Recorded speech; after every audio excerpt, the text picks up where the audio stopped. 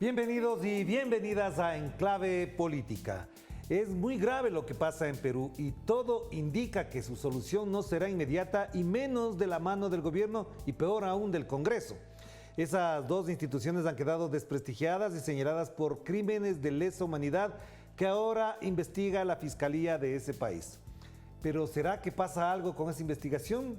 ¿Es posible imaginar una solución política inmediata para resolver esta crisis? Pues de esto queremos conversar con la socióloga Lucía Albites, a quien le damos la más cordial bienvenida. Lucía, qué gusto tenerte por acá, ¿cómo estás? Hola, ¿cómo estás, Orlando? Saludos desde Perú. ¿Cómo entendemos lo que está pasando ahí, más allá de lo que el significado dramático que para muchas familias ya constituye el asesinato de cerca de un medio centenar de personas? ¿Hasta dónde se explica esto desde el punto de vista político y si le ves inmediatamente soluciones al tema? Bueno, primero lo que hay que decir es que aquí en Perú estamos ante un gobierno cívico-militar, ante una dictadura de facto de un gobierno ilegítimo que desde el día uno de su asunción tuvo un discurso y una práctica en contra de lo que demandaban la mayoría de los peruanos y peruanas. No tuvo una práctica en contra de las demandas políticas, de las reivindicaciones de la gente que no reconocía el gobierno de la señora Dina Boluarte porque era un gobierno producto de un pacto con un Congreso golpista que desde que el presidente Pedro Castillo asumió las elecciones tuvo una estrategia para desconocer la voluntad popular y poder poner en el gobierno a quienes los peruanos y peruanas no habían elegido. Entonces, el primer acto, y hay que decirlo así, es que la señora Boluarte juramenta hasta el 2026, ¿no? Luego recula viendo que desde el primer día, desde la primera hora, hay manifestaciones en contra de este gobierno ilegítimo, pero recula diciendo que se va a quedar hasta el 2024. Esto para la gente no es suficiente, ¿no? Y lo advertíamos varios, ¿no? Militantes, académicos, cuando se estaba justamente gestando este golpe parlamentario, ¿no? En coordinación con la señora Boluarte, que si vacaban y llegaban a concretar el golpe a Castillo, la crisis se iba a profundizar, ¿no? Iba a tener niveles de violencia y confrontación que no habíamos visto antes. ¿Por qué? Porque la derecha, el Congreso, la señora Boluarte, vacan a un presidente con 31% de aprobación, ¿no? Con un sector de la población apoyándolo, que es justamente un sector que históricamente ha sido excluido y que por primera vez en la historia republicana había puesto en el gobierno, ¿no? A alguien que ellos creían y a alguien que era como ellos, un sindicalista, rondero, un profesor rural, ¿no? De la sierra peruana. Entonces, todo esto un poco, estas características que estoy comentando, hicieron que la crisis se agravara profundamente y tuviéramos un gobierno que en vez de poder encontrar una salida política y entender que se necesitaba una transición corta para ir hacia unas nuevas elecciones, donde a la vez se preguntara a la gente si quería o no una nueva constitución, es decir, un referéndum constituyente, lo que hizo fue responder militar y violentamente ante las demandas políticas de la población. Pero Lucía, precisamente por eso la pregunta que cabe a continuación es lógica y quizás una mayor reflexión nos obliga a pensar si este era el propósito, entonces se justifica todo. ¿Hasta dónde se implica ahora además la necesidad que durante más de un año se plantó en ciertos sectores mediáticos? Yo no me olvido de las portadas de La República, del Comercio, alentando, asusando a la destitución de Pedro Castillo. Y quienes están ahora en el gobierno son los que responden a esos mensajes, a ese relato político y esa narrativa mediática. Acá hay que, sí, definitivamente, Orlando, acá hay que ser muy claros, ¿no? Acá hay una responsabilidad directa, ¿no? De un sector fascista dentro del Congreso, ¿no? Que ha gestado y que viene sosteniendo la señora Boluarte el día de ayer con 45 muertos, con 45 asesinados desde que inició este gobierno, ¿no? El Congreso le ha dado la confianza a un gabinete con las manos manchadas de sangre. Entonces, aquí las responsabilidades son clarísimas. Son de ese sector fascista del Congreso que desde el día uno, como dijimos, intentó desconocer la voluntad popular y hoy refuerza y reproduce ese desprecio ante la población peruana poniéndose de cómplice de la señora Boluarte, por supuesto, quien tiene la responsabilidad política de la represión desatada, violatoria de derechos humanos que se viene dando en el Perú, el señor Otárola, que es su premier, los altos mandos militares, y también hay que decirlo, y tú muy bien lo señalabas cuando hablabas de las portadas de ciertos periódicos, que los grandes medios de comunicación son también responsables de lo que está pasando. Y son responsables hasta el día de hoy que siguen jugando a una política y a un discurso, como decimos aquí en Perú, de terruqueo, es decir, de señalar de terrorista a quienes se vienen manifestando y con eso anular, ¿no?, la ciudadanía y anular discursivamente al adversario, justificando la represión que se viene dando, que como mencionábamos hace un rato, ha cobrado la vida de más de 44 peruanos y peruanas, entre ellas niños, adolescentes, ¿no?, médicos. En la masacre que hubo hace 2 días en Puno, se asesinó a un médico que iba a socorrer a los heridos. Y todas las víctimas en la práctica son víctimas y son asesinados a través de armas de fuego, ¿no? Entonces lo que vemos es una represión que no veíamos, y hay que decirlo, Orlando, desde la época de la dictadura de Fujimori, Claro, ¿no? pero Y que a Lucía, quienes están más golpeando es a los más humildes del país.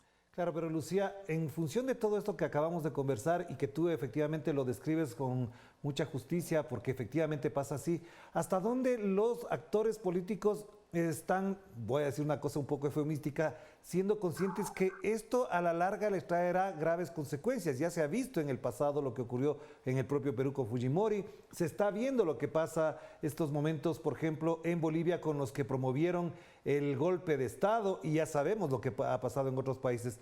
¿Crees que efectivamente el debate ha caído a unos niveles donde es imposible este instante reflexionar de las consecuencias políticas para esos actores políticos? Mira, hay una angurria, por decirlo así, Mm. pero también hay razones en ellos, ¿no?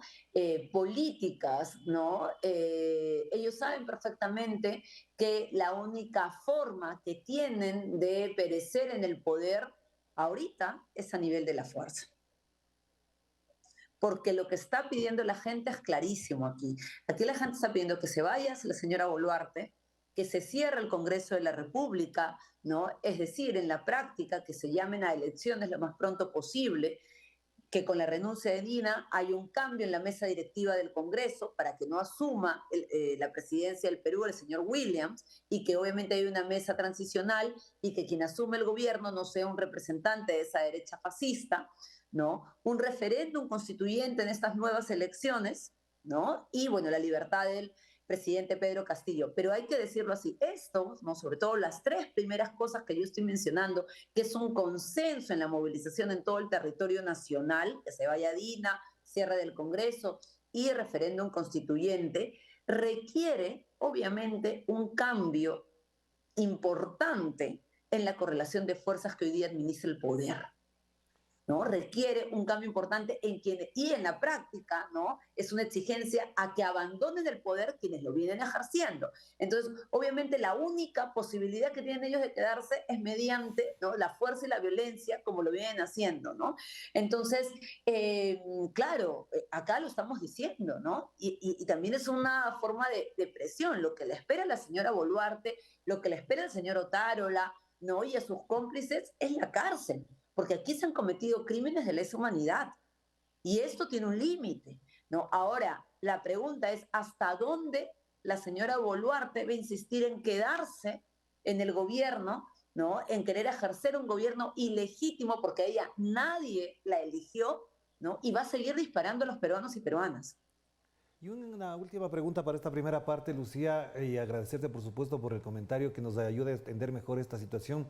¿De qué manera se vincula o quieren vincular que la protesta ciudadana, que la rabia, esa exacerbación que es lógica y natural de la gente cuando se siente reprimida, se quiere achacar al presidente Pedro Castillo? ¿Él tiene la capacidad desde la cárcel para movilizar o es que ya rebasó eso y que prácticamente Pedro Castillo queda como un jugador secundario o en la banca, como se dice en términos futbolísticos, en este momento? Lo que hay que decir primero es que lo que gatilla estas movilizaciones es la vacancia de Pedro Castillo. Es un factor, obviamente, que va a gatillar e iniciar, ¿no?, este conjunto de manifestaciones, porque estás, como decíamos hace un rato, ante una población excluida, despreciada por la democracia formal, por las instituciones formales, que lo único que tenía para igualarse a nivel de ciudadanía con el resto del Perú, a pesar de que ellos eran la mayoría, era el voto. Y eso que tenían también en la práctica se lo quitaron, ¿no? Entonces sí, la salida de Pedro Castillo, el golpe que le dan a Pedro Castillo va a ser el gatillador de estas manifestaciones. Sin embargo, ya ahora, ¿no?, con estas semanas que han transcurrido, ¿no?, la gente está clarísima que para salir de esta crisis, para salir de esta espiral, ¿no?, de violencia por parte del Estado, se tiene que ir la señora Boluarte, tiene que cerrarse el Congreso e ir hacia unas nuevas reglas de juego con un referéndum constituyente. ¿Quiénes lideran las protestas? Acá hay una articulación popular, ¿no? Acá no se puede decir que es el presidente Castillo desde Barbadillo, ¿no?, que además tiene una prisión con diversas irregularidades, ¿no?, que es ahorita un preso político, está dirigiendo las protestas. Eso es una locura, es parte, ¿no?, de este discurso irreal, de esta narrativa, además que lo que hace es buscar, ¿no?, culpables, ¿no?, buscar vandalizar la protesta, criminalizarla y no querer, ¿no?, entender que hay un interlocutor, un sujeto colectivo que está peleando en la calle por reivindicaciones políticas que tienen que ver con la salida de la crisis. Ya, hagamos la pausa. Enseguida volvemos con Lucía Albites a propósito de esta situación en Perú, porque sí hay que analizar, obviamente, las perspectivas, las salidas de esta situación. Incluso algunos hablan de intervención internacional. Pero bueno, eso veamos en la segunda parte. Vamos a la pausa.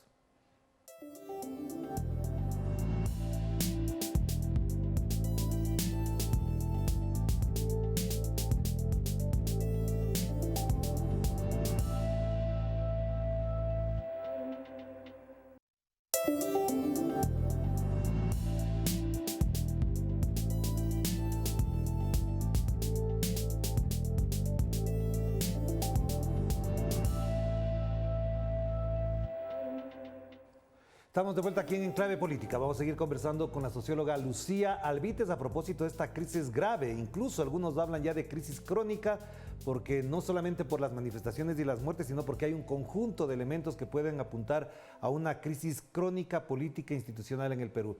Una pregunta de fondo es, Lucía, con todo esto, ¿crees que se está gestando, se está planteando ya las condiciones necesarias para una asamblea constituyente? ¿Crees que hay voluntad y crees que hay condiciones precisamente para hacer esto? Sí, yo creo que el Perú hace varios años está viviendo una crisis, un momento destituyente, con varios hitos políticos, con, con varios episodios que demuestran la descomposición del régimen político neoliberal, ¿no? Lo que aquí está haciendo crisis, lo que aquí está haciendo agua, es esa representación neoliberal que obviamente, ¿no?, es un sistema político que está subordinado a los intereses de una élite muy pequeña, ¿no?, de una élite con intereses particulares muy concretos, vinculados a la acumulación de sus ganancias, a la acumulación de su riqueza, y que obviamente ha constituido y ha moldeado el Estado bajo esos intereses, ¿no? Y que por lo tanto no hay un sistema político, no hay actores que puedan representar a grandes sectores de la ciudadanía, ¿no? Entonces, esto se ha ido obviamente profundizando, profundizando, con diversos episodios, con diversos hitos, y hemos tenido en los últimos años, en 5 años, 5 o 6 presidentes, ¿no?, la descomposición de este régimen político que ha tocado fondo. Nosotros creemos que ahorita estamos ante, ¿no?,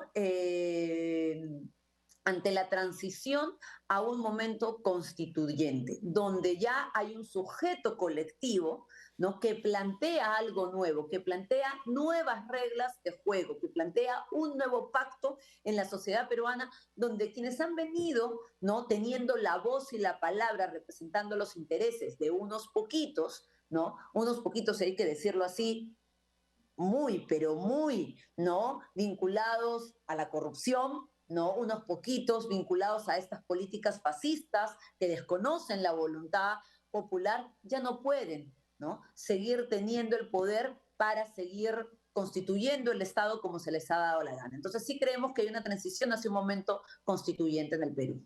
Pero entonces, Lucía, ¿cuál sería el camino? Porque obviamente lo primero podría ser por la vía, digamos, presidencial, que la señora Boluarte sea la que se encargue de esto, que tenga la iniciativa, o la otra es en el Congreso, pero parecería que en las dos instituciones en este momento no habría condiciones. ¿Es solamente la movilización? ¿Hasta dónde podría haber una salida, digamos, pacífica que no conlleve muertos ni masacres como ha ocurrido, por ejemplo, en Bolivia? Sí, ahorita ninguna salida política es posible con la señora Boluarte en el Palacio de Ya. Gobierno, ¿no? Con 45 muertos en su haber, tiene más peruanos asesinados que días en el gobierno, ¿no? Tiene en su haber, además, no solamente lo que significa, ¿no?, la violación al derecho a la vida, sino graves situaciones como detenciones arbitrarias, ¿no?, graves situaciones como disparar bombas lacrimógenas a las casas de las personas, como policías, ¿no?, justamente atentando contra la propiedad pequeña, como un mototaxi, ¿no?, de los ciudadanos puneños. Entonces, militares disparando a quemarropa, ¿no? No es solamente el hecho de, ¿no?, la cifra de asesinados, que de por sí ya es un escándalo, sino cómo se viene desatando esta represión sistemática. No hay salida posible, ¿no?, con la señora Boluarte en Palacio de Gobierno, como tampoco hay salida posible con esta mesa directiva del Congreso, que es una mesa directiva que gobierna, ¿no?, en colusión con la señora Boluarte, ¿no? Y que desde el día que se dio este golpe parlamentario recibió a los militares, recibió a los altos mandos militares en el Congreso de la República y hasta les hizo un homenaje, ¿no? Desde ahí veíamos venir que de lo que se trataba era de imponer un gobierno a sangre y fuego en contra de la voluntad de la gente, ¿no? Entonces, el proceso constituyente, ¿no?, el pasar a poder ya esta crisis, irla convirtiendo en un proceso democratizador, no va a venir de la mano de la señora Boluarte ni de este Congreso. Tienen que venir nuevos actores, un gobierno de transición que llame lo más pronto posible, a la brevedad, a nuevas elecciones, con una segunda urna donde se pregunte a la gente si quiere o no una nueva constitución, y que dentro de los propios actores populares, en este sujeto colectivo que se viene forjando en las calles, pero no solamente en las calles, Orlando, también en asambleas, ¿no? El día de ayer escuchábamos a un dirigente en Andahuaylas que, claro, él decía, yo no hablo por mí mismo, hablo a través de la asamblea, donde cientos de personas nos juntamos a discutir qué es lo que queremos para el país. No necesitamos escuchar menos a los que venimos escuchando hace décadas, a los grandes académicos que ahora, ¿no?, están callados muchas veces, y escuchar a la gente. Pero Lucía, una de las cosas que preocupa es si es que esta salida va a ser por la vía de la izquierda, tomando en cuenta que la gran esperanza que gestó en su momento Pedro Castillo se fue diluyendo, incluso evaporando con la propia gestión del presidente. Hasta dónde la izquierda está en capacidad, no digo solamente por obtener el poder, sino por resolver la crisis por una vía constitucional o constituyente.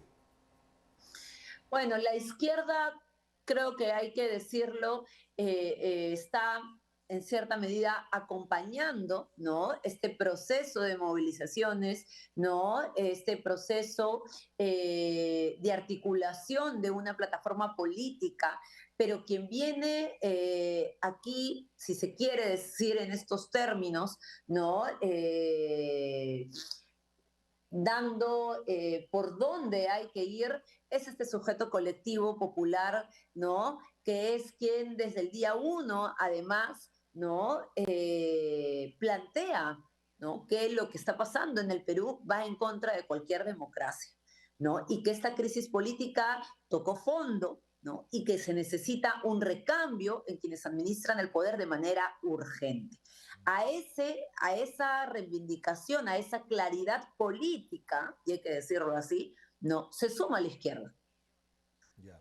¿no? Sí se necesita, y eso sí hay que decirlo, Orlando, ¿no? La articulación, ¿no?, de todos los sectores de la izquierda, de todos los sectores sociales, de todos los sectores organizados, de todos los sectores realmente democráticos, para encontrar salidas, ¿no? Para encontrar también interlocutores políticos, ¿no? Y que la crisis, ¿no? Pueda de una vez resolverse, pero no mediante balas, como pretende la señora Boluarte, sino devolviéndole el poder al pueblo, democratizando la sociedad peruana. Pero Lucía, la otra situación es que frente a la actual situación crítica, lamentable, dramática, con muertes, con represión, habría que encontrarle también una salida urgente. Algunos han hablado, por ejemplo, de la presencia de organismos internacionales.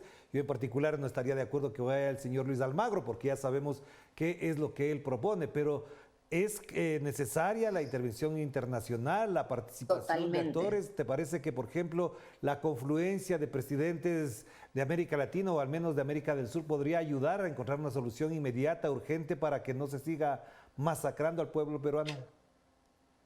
Sí, nosotros hemos hecho un llamado, lo venimos haciendo constantemente, de verdad, a la comunidad internacional, a los organismos de derechos humanos, a las organizaciones comprometidas con los derechos humanos, a que puedan alertar sobre lo que viene pasando en el Perú, a que puedan organizar misiones que vengan al Perú y que puedan justamente observar, mirar y poder informar al mundo de lo que viene sucediendo aquí, ¿no? Que como tú bien dices, es terrible, ¿no? Es un escándalo que en pleno siglo XXI se vengan violando los derechos humanos de forma sistemática, como se viene haciendo en el Perú en el gobierno de la señora Boluarte. Y bueno, en estos días está llegando una delegación nuevamente de la Comisión Interamericana de Derechos Humanos, ¿no? Pero claro, ¿no? Creemos que sí es importante poder reunir esfuerzos, ¿no? Sobre todo desde la región, desde América Latina, para que se pueda garantizar la integridad y garantizar el ejercicio de derechos de las personas, ¿no? Nosotros ahorita, o sea, estamos todavía en un estado de emergencia, ¿no? El día de ayer se ha decretado la inamovilidad en Puno por 3 días, entonces se sigue insistiendo con una política represiva, con una política que suspende derechos, en un contexto donde de por sí ya se están violando los derechos humanos. Claro, pero Entonces, lo que se viene haciendo es otorgando mayor poder, ¿no? A militares, a policías, a este gatillo fácil, que lo que hace es arriesgar más aún la integridad y la vida de las personas. y una última pregunta que cabe en estas circunstancias, porque el gobierno de Perú prohibió el ingreso, por ejemplo, de Evo Morales y 8 dirigentes más del movimiento al socialismo. ¿Hasta dónde esto agudiza? Porque efectivamente en la zona fronteriza entre Perú y Bolivia hay simpatía por el movimiento al socialismo, no solamente por cuestiones de orden político, ideológico, sino incluso de orden hasta familiar, étnico en ciertos sectores que hay conexión y redes, efectivamente. ¿Esto crees que agudiza y por qué ocurre todo esto en el sur del Perú? Bueno, hay que decir que el sur en el Perú históricamente es un bastión luchador, combativo, que por ejemplo tiene una característica muy específica, que a nivel electoral representa siempre un voto antineoliberal, un voto antisistema, tiene que ver, además es consistente con el desprecio, el olvido y la exclusión sistemática que ha habido, ¿no? De los campesinos, de los sectores rurales, de ese sur, ¿no? Donde además justamente está territorializado, sobre todo en ese sur del Perú, ¿no? Por este sistema neoliberal, por esta democracia formal, ¿no? Entonces, claro, ¿no? El gobierno en esta búsqueda de desconocer, ¿no? Este sujeto colectivo que tiene demandas muy concretas, busca responsabilidades, ¿no? Por un lado, individuales, ¿no? En el presidente Pedro Castillo, ¿no? Busca criminalizar diciendo que esto se trata de los mineros informales, ¿no? O de rezagos del terrorismo, ¿no? Busca involucrar a líderes internacionales y expresidentes como el presidente Evo Morales, ¿no? Y hace esto de impedir el ingreso. Y esto lo que hace, ¿no? Es obviamente echar más leña al fuego porque desconoce una vez más, ¿no? Y además ejerce un racismo porque no le da el protagonismo político a la gente que viene exigiendo medidas para resolver la crisis, ¿no? A la hora que tú dices, no, no, se trata del expresidente Evo Morales, se trata de Pedro Castillo, lo que haces es decirle, este sujeto colectivo no tiene capacidad de pensar, no tiene capacidad de actuar por sí solo, ¿no? Siempre tiene que ser un tutelado de otros. No, ¿no? Y lo que hace ahí es reforzar el racismo, obviamente, y reforzar los niveles de violencia por parte del Estado y por parte de las fuerzas militares y las fuerzas policiales, ¿no? En el sur del Perú y dentro de los sectores populares, organizados y de la izquierda peruana, hay un respeto y una admiración inmensa por el presidente Evo Morales, ¿no? Obviamente esto hace que eche más leña al fuego. Hay que decirlo también que es consecuente, es un accionar consecuente con el de esta derecha clasista y racista. Evo Morales representó en Bolivia y en América Latina, ¿no? Un proceso de democratización donde grandes mayorías excluidas, ¿no?, de la República Boliviana pudieron por primera vez ejercer el poder, ¿no? Y con Evo Morales, no fue solo Evo Morales, ¿no? Con Evo Morales entraron una mayoría indígena al poder boliviano que por años también lo había despreciado esa mayoría indígena, ¿no? Y es consecuente con esta derecha fascista, racista, que impidan, ¿no?, el ingreso a un líder, ¿no?, de la talla de Evo Morales, porque aquí lo que están haciendo es justamente matando, ¿no?, reprimiendo, asesinando, ¿no?, a esas mayorías indígenas en el Perú, a quienes también les niegan su derecho de ejercer su ciudadanía. Muchísimas gracias, Lucía. Muy importante, a pesar del dolor que causa todo esto, hay algún hálito de esperanza, por supuesto, en la discusión y el debate alrededor de la posibilidad de una salida ya definitiva a esta crisis crónica que vive el Perú. Un abrazo a la distancia. Que estés muy bien, Lucía. Un abrazo, muchas gracias. Gracias a ustedes también por acompañarnos en esta reflexión sobre lo que ocurre en Perú, país maravilloso, lleno de muchas posibilidades y de virtudes para resolver en democracia sus problemas, pero parece que la señora Boluarte y toda la derecha, incluso los medios de comunicación que promocionaron la destitución de Pedro Castillo, serán responsables ante la historia de lo que ocurra y siga ocurriendo en ese país. De esto seguiremos hablando. Cuídense mucho. Chao, chao.